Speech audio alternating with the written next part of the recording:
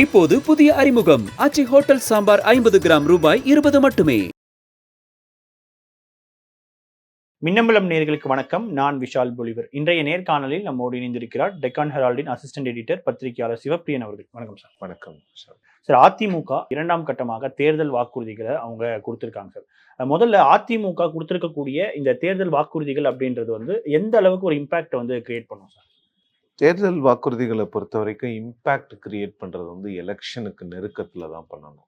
ஆக்சுவலாக எல்லா கட்சிகளுமே வந்து எலெக்ஷனுக்கு நெருக்கத்தில் தான் அந்த தேர்தல் அறிக்கை அப்படிங்கிறத கொண்டு வருவாங்க. அது அந்த சூட்டோட சூட்டாக எலெக்ஷனை கொண்டு போகிறதுக்கு. பட் ஏடிஎம்கே வந்து ப்ராபப்ளி போன முறை வந்து அவங்களுக்கு நிறைய கிரிட்டிசிசம் வந்தது. டிஎம்கேவுடைய மேனிஃபெஸ்டோவை பார்த்துட்டு காப்பி அடிச்சிட்டிங்க அப்படின்னு. அதனால இந்த முறை ப்ராபப்ளி ஒரு மொமெண்டம் கிரியேட் பண்ணுறதுக்காக அவங்க வந்து ஒவ்வொரு கட்டமாக அதை முதல் கட்டமாக கொஞ்சம் அறிவித்தாங்க. இப்போ ரெண்டாவது கட்டமாக இன்னும் கொஞ்சம் ப்ராமிசஸ் அறிவிச்சிருக்கிறாங்க.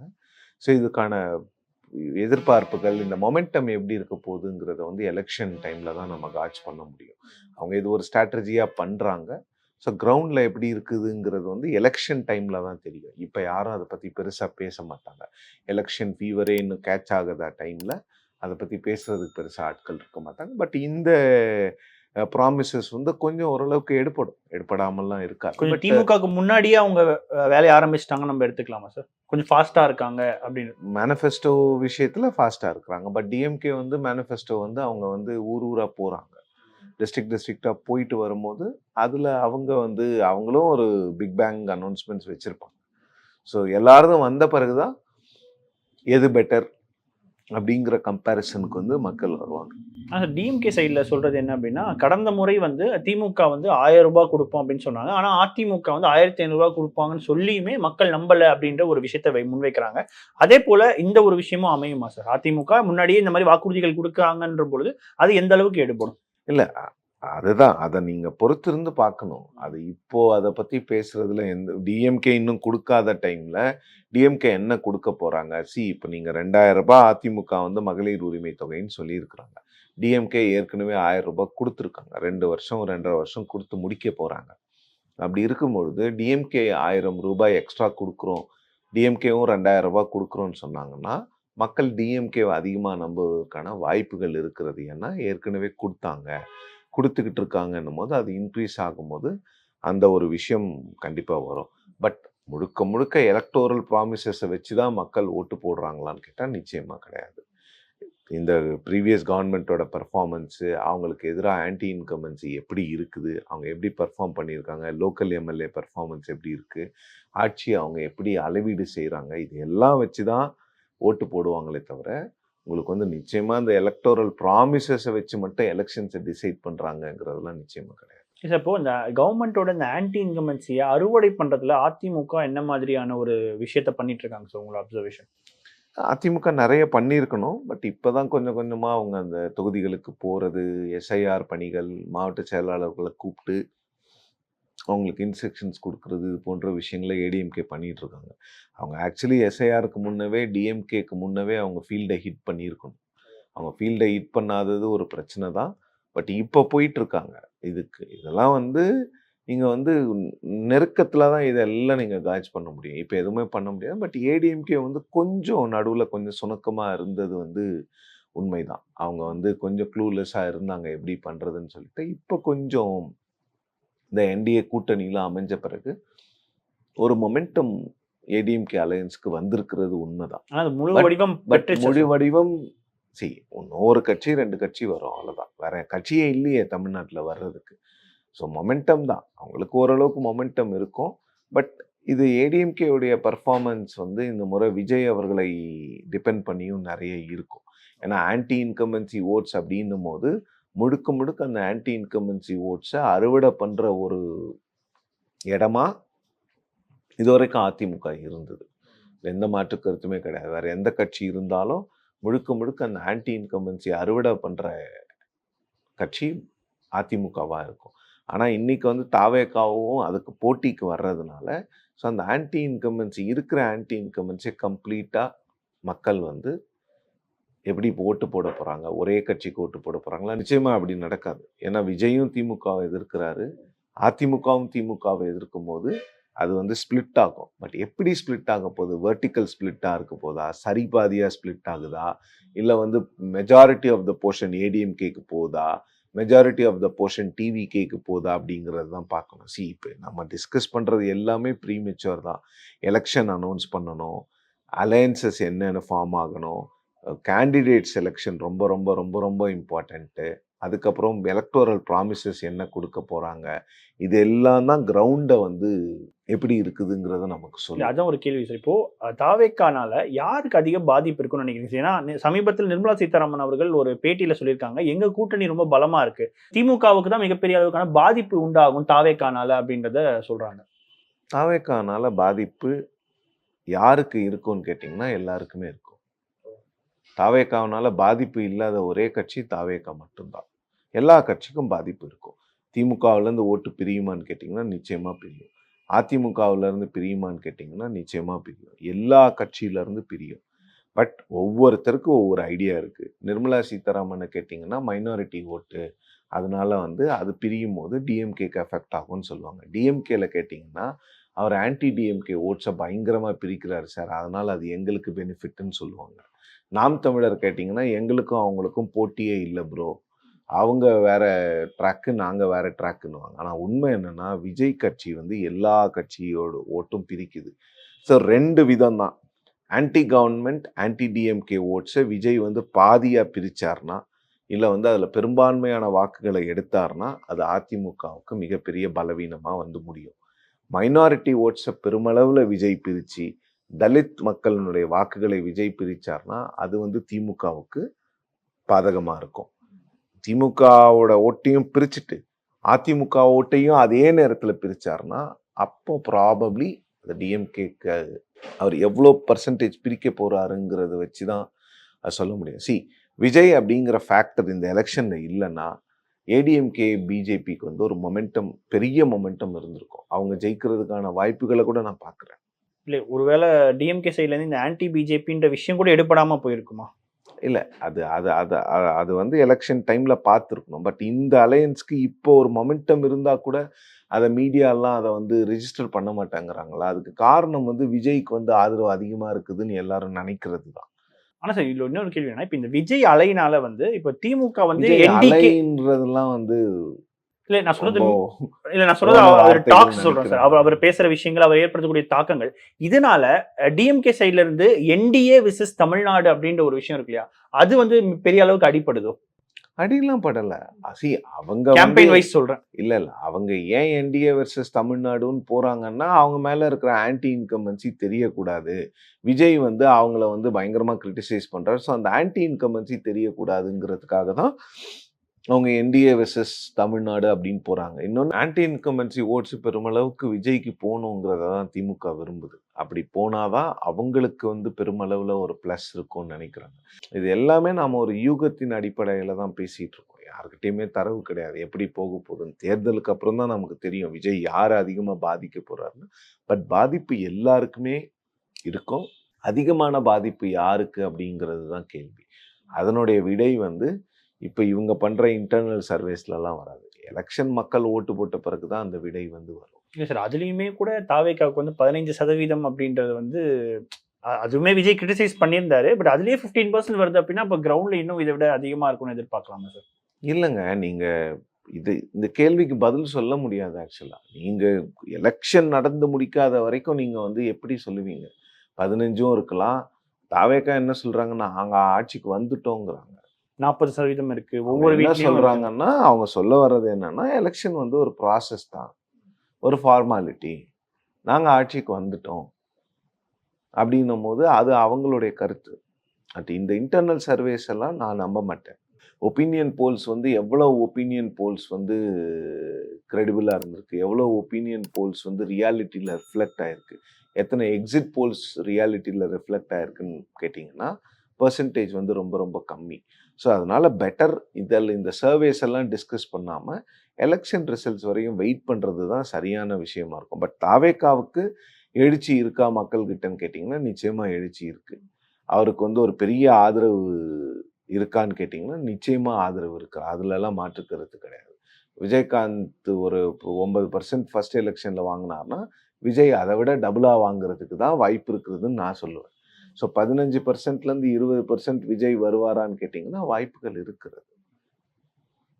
அதை வந்து நீங்கள் வந்து ரூல் அவுட் பண்ணவே முடியாது. பட் 20%க்கு மேலே விஜய் போவாரான்னு கேட்டிங்கன்னா நான் இப்போ பேசும்போது எனக்கு தெரியல, போக மாட்டார் அப்படிங்கிறது என்னுடைய கருத்து. இன்னும் எலெக்ஷனுக்கு 70 நாள் இருக்கு. ஏறவும் ஏறலாம், குறையவும் குறையலாம். இன்னும் இப்போ இந்த என்டிஏலேயே நம்ம பார்த்தோம் அப்படின்னா, ஒரு பக்கம் அண்ணாமலை வந்து அந்த பொறுப்பிலிருந்து விலகுகிறேன் அப்படின்றத சொல்லியிருந்தாரு. அதே மாதிரி டிடிவி தினகரன் நான் போட்டி போடலை அப்படின்னு சொன்னாரு. பட் இது வந்து எந்த அளவுக்கு சார் ஒரு இம்பாக்டை ஏற்படுத்தும்? ஏன்னா ஒரு கட்சியிலுடைய தலைமையா இருக்கிறவங்களே வந்து போட்டியிடல, பொறுப்புலேருந்து விலகுறாங்க அப்படின்னா அந்த கூட்டணி எப்படி ஜெல்லாகும், அது எப்படி வெற்றியை நோக்கி போகும்? அண்ணாமலை பொறுப்புலேருந்து விலகுறது வந்து பாஜகவுக்கு மட்டும்தான் செட்பேக், அது அலையன்ஸ்க்கு கிடையாது பெருமளவில். அவர் வந்து கன்வின்ஸ் பண்ணி அவரை தேர்தலில் நிற்க சொன்னாங்கன்னா அண்ணாமலை அவர்கள் நிற்பார். ஏன்னா கட்சி சொல்கிறத அண்ணாமலை அவர்கள் கேட்டு தான் ஆகணும், கேட்பார். அதில் வந்து எனக்கு ஒன்றும் பெரிய மாற்று கருத்துலாம் கிடையாது. அவரும் பலமுறை சொல்லியிருக்கிறார், கட்சி என்ன சொல்லுதோ அதை கேட்க வேண்டியதான் எங்களுக்கு கட்டாயம் அப்படின்னு. ஆனால் டிடிவி தினகரன் அவர்கள், அண்ணாமலை அவர்கள், அன்புமணி அவர்கள்லாம் போட்டியிடலைன்னா அது வந்து அலையன்ஸ்க்கு ஒரு பெரிய நெகட்டிவ் பெர்செப்ஷனை கொடுக்கும். தலைவர்களுக்கே நம்பிக்கை இல்லை, வெறும் நயினார் நாகேந்திரனும் திரு எடப்பாடி பழனிசாமி அவர்கள் மட்டும்தான் போட்டி போடுறாங்க, பட் அவங்களுக்கே ஒரு நம்பிக்கை இல்லைங்கிற மாதிரி ஒரு பெர்செப்ஷனை கிரியேட் பண்ணிடும். ஆனால் இன்னும் இப்போ எடப்பாடி அவர்கள் முதல்ல இருந்தே சொன்ன விஷயம் என்னன்னா மெகா கூட்டணி அமைப்போம்.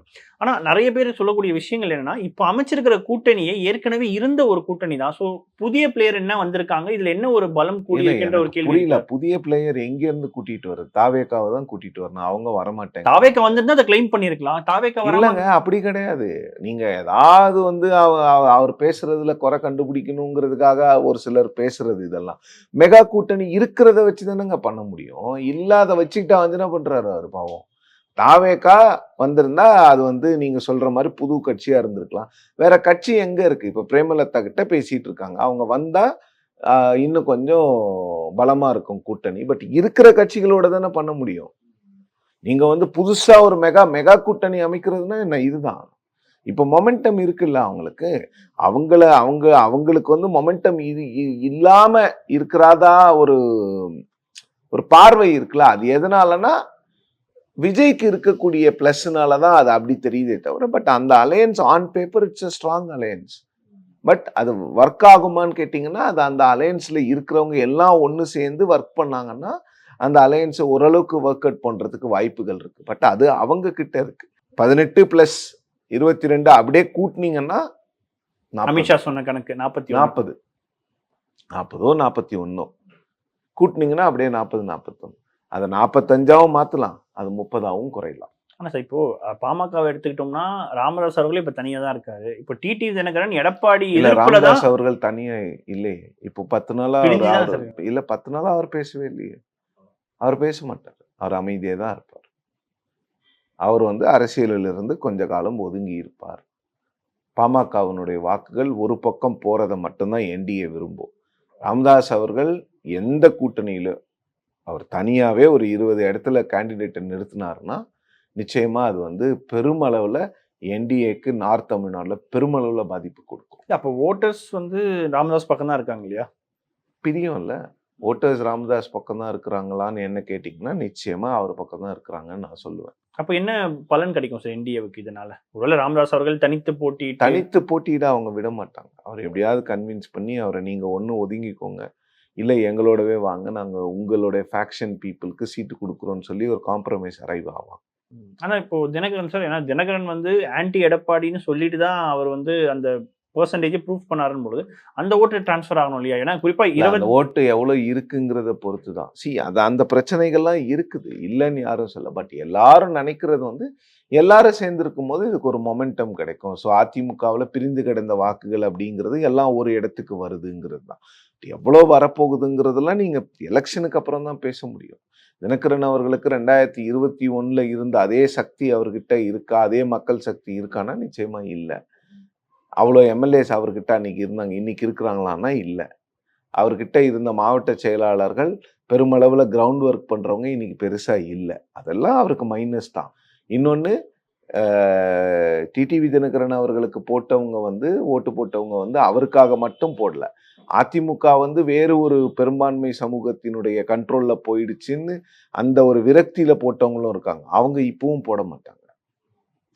ஸோ அதெல்லாம் இருக்குது. ஆனா ஓப்பனிங்கே பார்க்கும்பொழுது ஒரு பொருந்தா கூட்டணி அப்படின்ற ஒரு பெர்செப்ஷன்லயே அது தொடங்குதா சார் என்டிஏ? இல்லை, பொருந்தா கூட்டணின்னா அதை நீங்கள் எப்படி பார்க்குறீங்கிறதுல பொறுத்து தான்.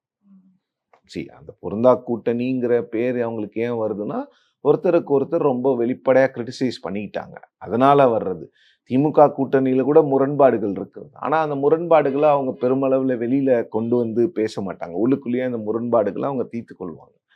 பட் அதிமுகவுக்கு அந்த பெர்செப்ஷன் இருக்குது, நான் ஒத்துக்கிறேன். அதுக்கு காரணம் என்னன்னு பார்த்தீங்கன்னா, தினகரன் அவர்கள் இபிஎஸ் அவர்களை கடந்த மாதம் வரையும் வசைபாடி கொண்டு இருந்தது. இபிஎஸும் அவரை வசைபாடிட்டு இருந்தார். இப்போ எல்லாம் ஒன்றா சேர்ந்து நாங்கள் பங்காளிங்கிறாங்க. அது அவங்க 2 பேரும் ஒத்துக்கலாம். பட் கீழே அது பெர்குலேட் டவுன் ஆகுமான்னு கேட்டிங்கன்னா ரொம்ப ரொம்ப கஷ்டம். அதே மாதிரி சமீபத்துல இருந்து நம்ம பார்க்கும்பொழுது அதிமுக தலைவர்கள், இன்னும் சொல்லப்போனா இபிஎஸ் அவர்களுமே கூட விஜய் அவர்கள் மீதான விமர்சனத்தை அதிகரிச்சுக்கிட்டே இருக்காங்க. இது வந்து விஜய் அவர்கள் ஊழல் சக்தின்னு அதிமுகவை சொன்னதுனால வந்த விமர்சனமா நம்ம எடுத்துக்கலாமா? இது எப்படி புரிஞ்சுக்கிறது? அதுதான் ஸ்டார்டிங் பாயிண்ட். அவங்க முதல்ல இருந்தே விஜய் அவர்களை விமர்சனம் பண்ணியிருக்கணும். அவங்க ஒரு ஸ்ட்ராட்டஜிக் மிஸ்டேக் அதில் பண்ணிட்டாங்க. விஜய் தான் நம்மளை கிரிட்டிசைஸ் பண்ணலையேன்னு. பட் விஜய் இவங்களை இக்னோர் பண்ணிட்டு இருந்தாங்கங்கிறது அவங்களுக்கு இப்போ தான் புரியுது.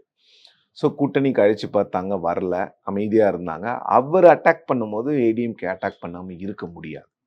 அதனால தான் பெருமளவில் அட்டாக் பண்ணுறாங்க. பட் இந்த அட்டாக்கை வந்து ரொம்ப நாளைக்கு முன்னாலேயே ஏடிஎம்கே பண்ணியிருக்கணும். இப்போ வந்து கரூர் சம்பவம் நடக்கும்போது அவங்களுக்கு சப்போர்ட் பண்ணிட்டு இப்போ வந்து அங்கேருந்து ஓடி வந்தீங்க நீங்கன்னு சொல்கிறதெல்லாம் மக்கள் பெருமளவில் ரசிக்க மாட்டாங்க. ஏன்னா அன்னைக்கு நீங்கள் ஒரு ஸ்டாண்ட் எடுத்துட்டு இப்போ கூட்டணிக்கு வரலன்னு ஒன்னே தான் நீங்கள் மாற்றி பேசுகிறீங்கன்னு தான் ஒரு சாமானியங்க நினைப்பாங்க. அதுதான் அரசியலில் கூட நடக்கும். ஸோ அப்போ அவங்க வந்து அன்றைக்கே அந்த ஸ்டாண்டை எடுத்துருக்கலாம். இப்போ இன்றைக்கி மாற்றி பேசும்போது அவங்களுக்கு கொஞ்சம் கிரிட்டிசிசம் இருக்க தான் இருக்கும். அதை நீங்கள் அவாய்ட் பண்ணணும். ஆனால் இப்போ டிஎம்கேவை கூட அவர் கிரிட்டிசைஸ் பண்ணுறாரு. பட் ஸ்டாலின் தரப்புலேருந்து அவரை மென்ஷன் பண்ணி எந்தவித விஷயமும் சொல்லலை. பட் இபிஎஸ் அவர்கள் ஒரு முதல்வர் வேட்பாளர் ஸ்டேச்சரில் இருக்காரு. அவர் இந்த மாதிரி பதில் கொடுக்கறத எப்படி நம்ம பார்க்கறது? இல்லை, அவங்க டைரெக்டாக டேக் ஆன் பண்ணுறாங்க. ஓகே, அவங்களுக்கும் ஒரு சில தரவுகள் இருக்கலாம். விஜய் வந்து நம்மளை தான் பாதிக்கிறாரு பெருமளவில், இல்லை அதிமுக ஓட்டை எடுக்கணும்னு நினைக்கிறாரு, ஆன்டி டிஎம்கே ஓட்டை எடுக்கணும்னு நினைக்கிறாரு. ஸோ அந்த ஓட்டுகளை தக்க வச்சுக்கிறதுக்கு நம்ம விஜயை வந்து டைரெக்டாக கிரிட்டிசைஸ் பண்ணுவோம், அப்போ அந்த ஓட்டு நம்மக்கிட்ட இருக்கும்னு கூட அவர் நினைக்கலாம். அதில் ஒன்றும் தப்பில்லை. விஜய் அவர்கள் யாரையுமே பேர் சொல்லி அழைக்க மாட்டேங்கிறாரு. அதுக்காக இவங்க எல்லாம் அட்டாக் பண்ணக்கூடாது. டிஎம்கே வந்து அவங்க கிரவுண்டில் போய் வேலை பண்ணிவிட்டு அவங்க வேறு மாதிரி விஜயை ஹேண்டில் பண்ணுறாங்க. ஒவ்வொரு கட்சிக்கும் ஒவ்வொரு விதம் இருக்கும். எடப்பாடி பழனிசாமி அவர்கள் நான் டைரெக்டாக விஜய் அட்டாக் பண்ணுறேங்கிறது அதில் ஒன்றும் தப்பில்லையே. ஸோ இது ஒரு கேள்வினா, இபிஎஸ் அவர்கள்கிட்ட வந்து எல்லா ப்ரெஸ் மீட்லையும் கேட்கக்கூடிய ஒரு கேள்வி வந்து அந்த கூட்டணிக்கான தலைமை யார் அப்படின்னு சொல்லிட்டு இன்னமுமே அந்த டிஸ்பியூட் வந்து போய்கிட்டு இருக்கு. இல்லையே, அது கேள்வியே தவறான கேள்விங்க. கூட்டணிக்கான தலைமையை நீங்கள் எப்படி கேட்க முடியும்? கூட்டணிக்கான தலைமை அதிமுக தானே. முதல்வர் வேட்பாளர் அந்த மாதிரி முதல்வர் வேட்பாளர் எடப்பாடி பழனிசாமி தான். அதை தான் அமித்ஷா எப்போ அனௌன்ஸ் பண்ணிட்டாரு. போன வாரம் நடந்த மதுராந்த கூட்டத்தில் கூட கூட்டத்தில் பிரைம் மினிஸ்டர் சொல்லலை, நான் ஒத்துக்கிறேன். பட் ஏப்ரலில் சொன்னாங்களா இல்லையா? இவர் தலைமையில தான் நாங்கள் வந்து ஆட்சி அமைப்போம், இவர் தான் முதலமைச்சர் வேட்பாளர்னு அமித்ஷா சொன்னாரா இல்லையா?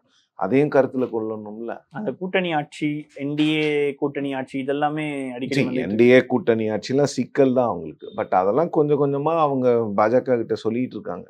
அதெல்லாம் பெருமளவில் பேசாதீங்க. நிறைய ரைட் விங் பீப்புளே சொல்கிறாங்க, ஏடிஎம்கேவை ஃப்ரண்ட் ஃபுட்டில் ஆட சொல்லுங்கள், நீங்கள் கொஞ்சம் பேக் ஃபுட்டுக்கு வாங்க அப்படின்னு. பட் அதெல்லாம் பிஜேபி எப்படி ஹேண்டில் பண்ண போகிறாங்கன்னு தெரியல. கூட்டணியில் முரண்பாடுகள் இருக்குதான்னு கேட்டிங்கன்னா நிச்சயமாக இருக்குது, நான் இல்லைன்னா சொல்ல மாட்டேன். பட் அன்பேராக டார்கெட் பண்ணுற மாதிரி இருக்குது ஒரு சில சமயங்கள். எப்போ பார்த்தாலும் முதலமைச்சர் கேண்டிடேட் யாருன்னு கேட்குறது. அன்னைக்கு வந்து பிரதமருடைய மாநாட்டில் பார்த்தீங்கன்னா இந்த பக்கம் பிரதமருடைய ஃபோட்டோ, அந்த பக்கம் அதே ஈக்குவல் சைஸில் எடப்பாடி அவர்களுடைய ஃபோட்டோ தான் இருந்துச்சு. அப்போ அதுவே ஒரு இண்டிகேஷன் தானே, அது பாஜக நடத்தின கூட்டம். ஸோ இது இப்படியெல்லாம் தான் நீங்கள் அதை பார்த்துக்கணும். அவங்க பிரதமரும் அமித்ஷாவும் பேச மறுக்கிறாங்க, அவங்களுக்கு வேற ஏதாவது காரணம் இருக்கலாம். நிச்சயமா சார், உங்க நேரத்துக்கும் கருத்து பதிவுக்கும் மிக்க நன்றி. இப்போது புதிய அறிமுகம் ஆச்சி ஹோட்டல் சாம்பார் 50 கிராம் ரூபாய் 20 மட்டுமே. மின்னம்பலம்.com, தமிழின் முதல் மொபைல் பத்திரிகை.